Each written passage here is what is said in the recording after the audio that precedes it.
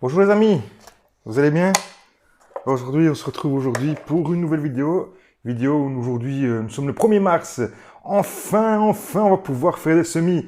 Vous le savez, on attendait, enfin moi personnellement, j'attendais cette date fatidique, le 1er mars, pour commencer mes semis de tomates. Et oui, mon maître, mon grand maître à moi, qui est Jaco et Lydie, nous avait fortement conseillé d'attendre au mois de mars pour pouvoir faire nos premiers semis de tomates. Ce que j'ai fait, j'ai attendu et je vais commencer mes premiers semis aujourd'hui, du 1er mars. Mais je ne vais pas vous parler de ces semis aujourd'hui. Aujourd'hui, on va plutôt parler du mois qui vient de s'écouler et du travail que j'ai pu effectuer au potager. Et bien sûr aussi, on va parler des premiers semis qu'on a pu faire au mois de février, tout simplement. On lance le petit générique et on se retrouve juste après.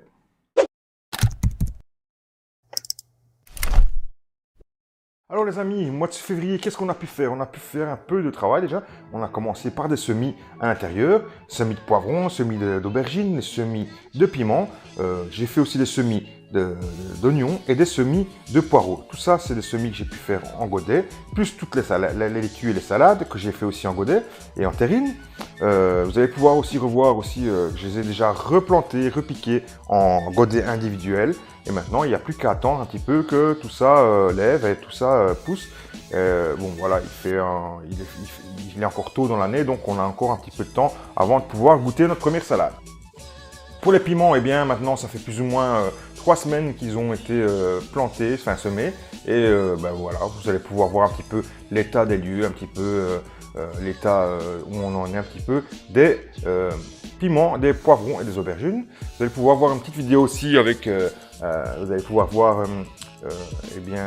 les semis que j'ai pu faire aussi dans la vidéo passée que j'avais fait avec sur le papier toilette, les semis. Si vous n'avez pas vu, je vous invite à aller voir dans le petit i qui va s'afficher ici en haut à droite pour vous. Vous allez pouvoir voir les semis que j'ai pu faire, semis de carottes, semis de navets, semis de poireaux aussi que j'ai pu faire. Donc voilà, vous allez pouvoir ça. C'est ce que j'ai fait au mois de février.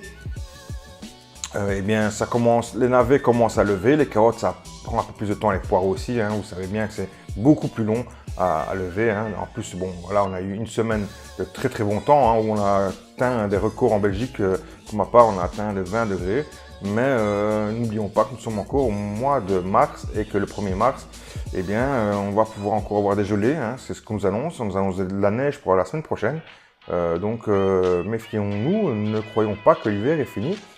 Pour moi, il n'est pas encore fini. Il faut toujours protéger nos plants et ne pas non plus aller trop vite dans nos semis et dans nos plantations.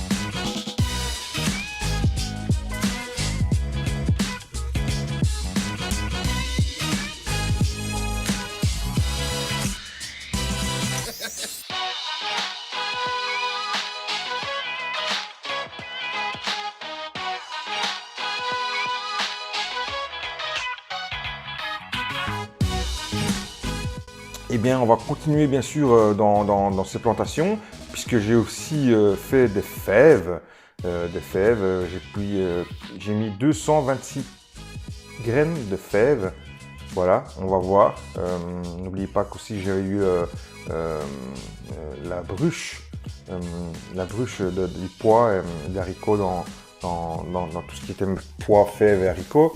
Donc on va voir, ils ont été un petit peu attaqués, mais pas tous. On va voir si sur les 226, combien vont lever. Bien sûr, il y aura sûrement des attaques de limaces et ainsi de suite, peut-être des oiseaux, quoique j'ai mis un filet. Donc on va voir combien vont pouvoir lever. On va voir si les 226 lèvent, ce qui m'étonnerait. Mais enfin, déjà, si j'ai déjà la moitié qui va lever, on va pouvoir faire de belles récoltes pour tout ce printemps. Et cet été, on va pouvoir aussi manger des fèves puisqu'on pourra les conserver.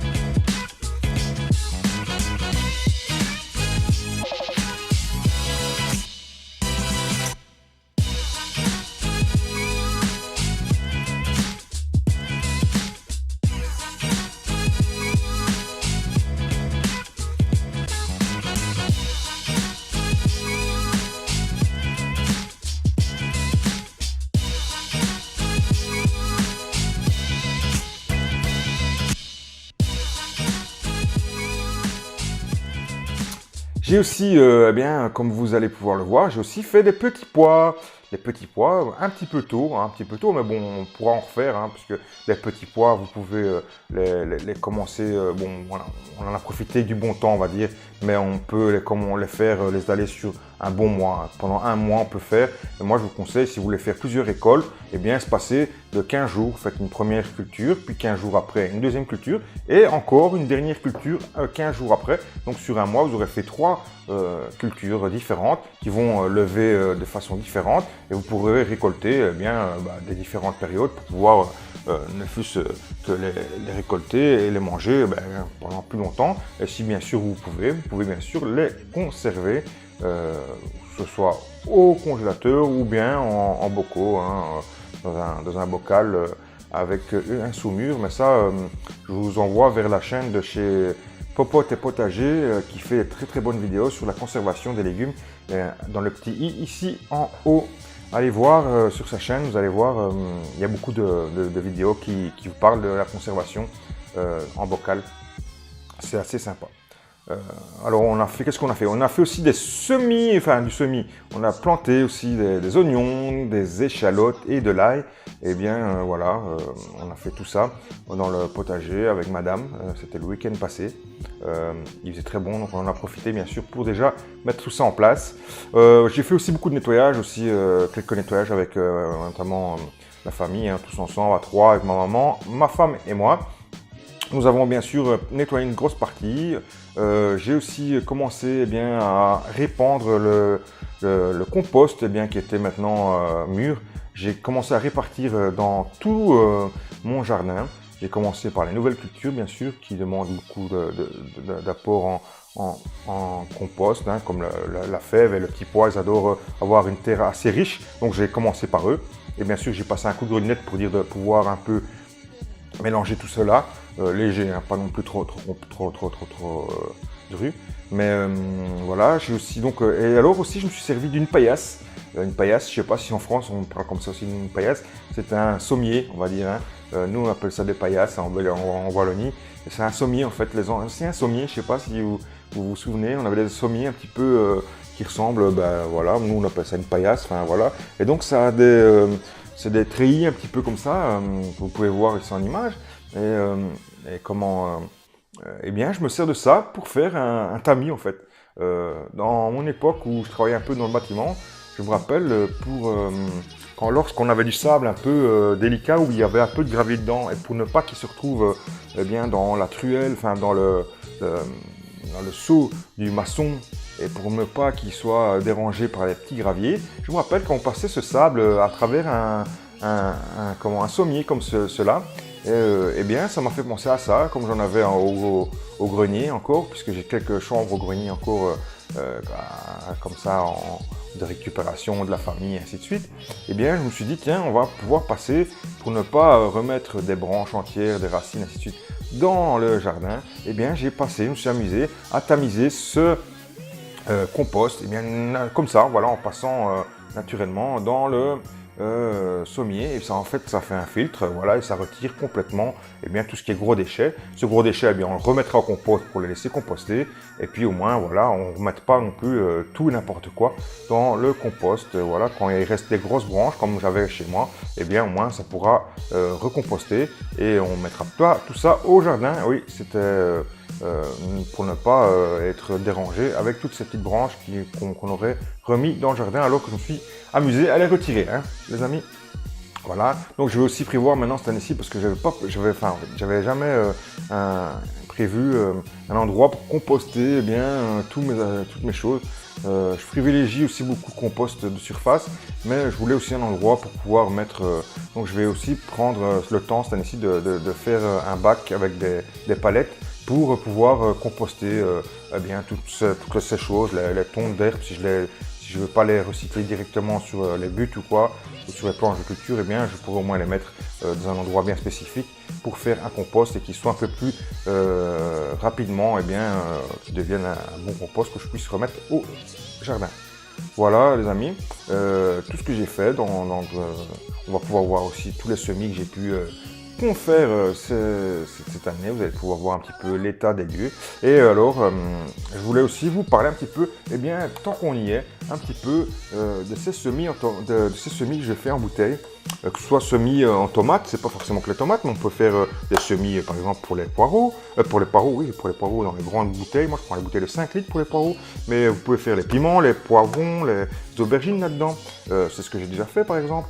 Et j'ai fait une petite erreur. Et donc, je voulais vous dire les petites erreurs à ne pas faire si vous décidez de faire des semis, par exemple, de tomates qui arrivent tout ce mois-ci. Ne faites pas la même erreur que moi. Je m'explique. Quand vous faites des semis en bouteille, le but et l'avantage de ces semis en bouteille, c'est qu'on puisse faire un effet serre. Donc, un effet serre, donc ça veut dire que ça va bien sûr réchauffer tout l'intérieur, et bien sûr le terreau sera réchauffé, avec en plus une réserve d'eau. Donc ça veut dire qu'on n'aura pas besoin d'ouvrir et d'arroser, puisque ça fera un effet de gouttelettes, les gouttelettes retombant et ainsi de suite. Donc il n'y aura jamais besoin de devoir arroser. C'est ça l'avantage de ces bouteilles qui sont refermées. L'autre avantage aussi, pour moi, c'est quand on sème la graine ici, on n'aura pas besoin de repiquer dans plusieurs pots les pousses, puisque le but est qu'on directement, une fois que le 15 mai est passé, par exemple, après les dernières gelées, on pourra mettre directement du pot vers la plantation, vers le jardin, vers le potager, et voilà, au moins pas de stress pour le plant, et aussi pas de problème de manipulation. Si on est débutant ou si on a du mal avec les manipulations, on n'en a pas, puisqu'on a juste une manipulation, c'est du plant qui sera déjà robuste vers le jardin. Donc voilà, ça c'est les gros avantages qu'on peut avoir avec ce système. Les désavantages, c'est que ça prend beaucoup de place, hein, ça prend la place d'une bouteille, donc ça c'est le désavantage. Et alors, l'autre chose qu'il ne faut pas faire, que j'ai faite malheureusement, je ne sais pas pourquoi, je l'ai faite machinalement, alors que l'année passée je ne l'avais pas fait, parce que je sais très bien pourquoi il ne faut pas le faire. Je vais vous expliquer. Quand vous mettez ici, vous mettez en dessous donc vos billes d'argile, ou si vous n'avez pas de billes d'argile, mais vous avez du gravier, vous pouvez aussi mettre du gravier, ça fonctionne aussi très bien. Ensuite, vous mettez un peu de terreau. Il ne faut pas mettre du terreau trop haut dans la bouteille.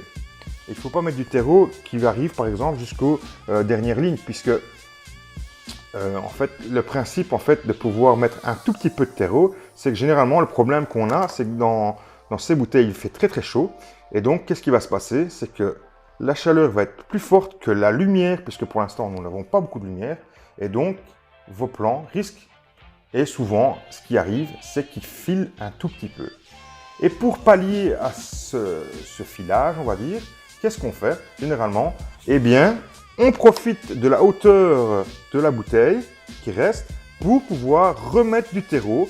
Et ensuite, la plante va pouvoir refaire des racines puisque vous allez enterrer la tige qui sera sous la terre, et donc elle va refaire des racines naturellement. Et donc, ça se fera un plant qui qui aura filé, ok, mais qui se renforcera avec les racines puisqu'il fera beaucoup plus de racines et qui fera des racines sur toute la hauteur. Si vous mettez du terreau jusqu'au-dessus, le plan risque de filer et donc vous allez arriver à ce que j'ai eu ici, par exemple pour un piment. Et donc vous allez avoir ceci. Donc j'ai mis du terreau jusque là. Le plan file un tout petit peu, file un tout petit peu. Et là, il n'est plus possible pour moi de mettre du terreau puisque je n'ai plus la place. Et donc, qu'est-ce qui va se passer? Il va se passer que je vais devoir rempoter dans un nouveau pot. Et donc, avec le risque peut-être de casser peut-être cette tige parce que cette tige, quand elle file, elle est un peu fragile. Et donc, avec le risque de casser, et avec le risque aussi de peut-être que le plan soit foutu. Donc, petit conseil, quand vous faites des semis en bouteille, mettez un peu de terreau, vos graines, et vous n'arrosez plus, vous refermez, bien sûr, terreau bien humide, bien sûr, de l'eau à hauteur ici du gravier ou des billes d'argile. Vous mettez votre terreau humide, bien humide ici, vous mettez vos 2 graines, vous refermez, vous laissez bien sûr lever vos graines. Une fois qu'il y a levage, on retire bien sûr le bouchon de la bouteille. Une fois que vos semis vont prendre un peu de chaleur, parce qu'ils vont avoir un coup de chaleur en restant sous cette serre, ils vont peut-être filer un tout petit peu. S'ils filent, eh bien, on retire le scotch, on ouvre et on vient mettre du terreau autour avec peut-être une petite protection que vous avez déjà vu, je vous ai déjà montré, ou sur des chaînes voisines, vous allez pouvoir voir les techniques. On vient mettre quelque chose autour de la plantule. Moi, par exemple, je mets du papier toilette. Vous prenez un rouleau de papier toilette que vous mettez autour de la plantule. Vous venez mettre, bien sûr, le terreau tout autour.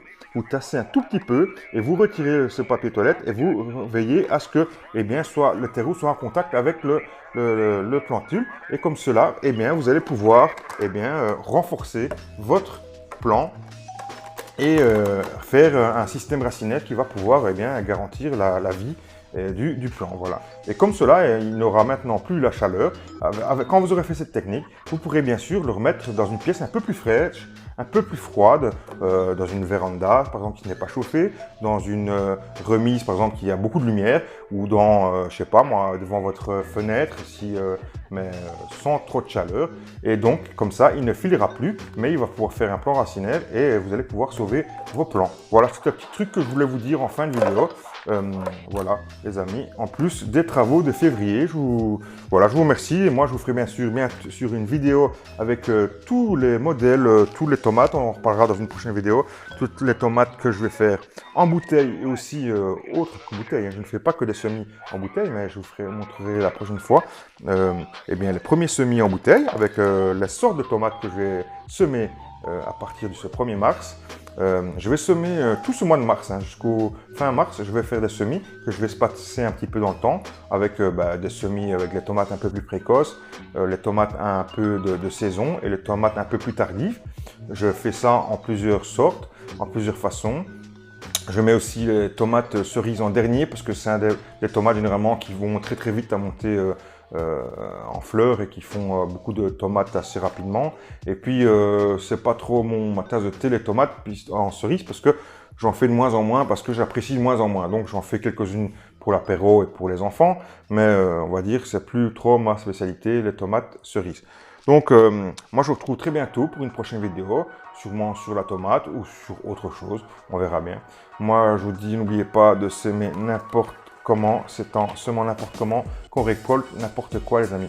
N'oubliez pas de vous abonner, de faire aller la petite cloche, de faire des commentaires, allez-y, lâchez-vous dans les commentaires, lâchez-vous dans les pouces si ça vous a plu.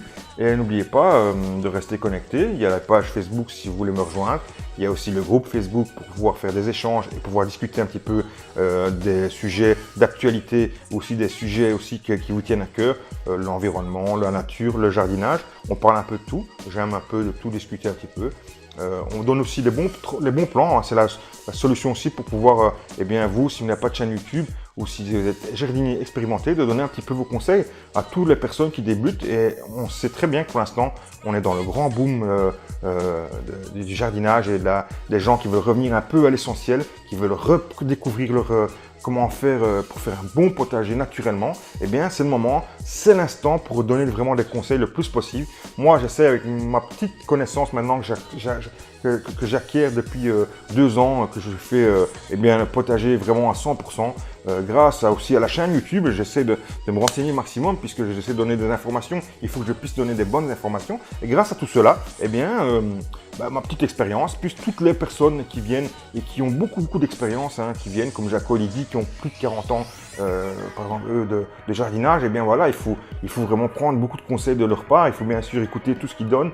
Généralement, moi, chaque fois que je regarde des vidéos, je suis toujours fanat parce que je découvre toujours des nouvelles choses et toujours des choses que j'apprends, que je me dis, bah, bien sûr, c'est évident, mais bon, il faut le faire. Et donc, c'est en regardant, bien sûr, des chaînes comme ça et en écoutant, eh bien, tous ces anciens, toutes ces personnes qui ont beaucoup d'expérience, qu'on va pouvoir, bien sûr, apprendre et avancer et revenir, et bien sûr, aux choses essentielles de la vie, les amis.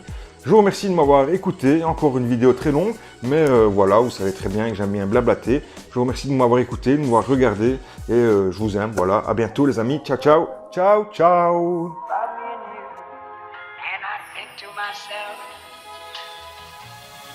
What a wonderful world.